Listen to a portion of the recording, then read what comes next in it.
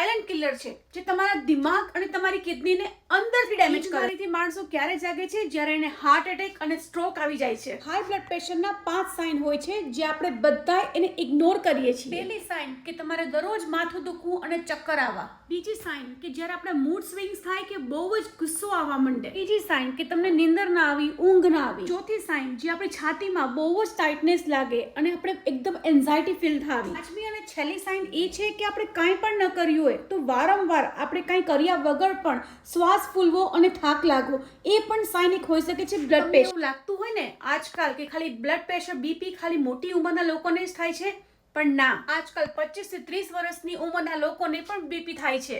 ખોટી લાઈફસ્ટાઈલ અને અત્યારનો ખોટો ખોરાક એ પણ એક સાઇન હોઈ શકે છે કે તમને બીપી છે. તો એને કંટ્રોલ કેવી રીતના કરવાનું? પ્રોસેસ અને નમકવાળું ખાવાનું બંધ કરી દેવાનું. 20 થી 30 મિનિટ તમારે વોક કરવું પડશે. ડીપ બ્રીથિંગની એક્સરસાઇઝ અને તમારે સ્ટ્રેસ ઓછો લેવાનું. અને જે નેચરલ સપ્લિમેન્ટ્સ જે બીપીને બેલેન્સ કરે છે. અને હું એ લોકોની હેલ્પ કરું છું જેનું નેચરલી બીપી ઓછું નથી થતું. તમારું પણ બીપી ઓછું ના થતું હોય તો કમેન્ટમાં લખો બીપી અને હું તમને હેલ્પ કરવા માટે રેડી છું.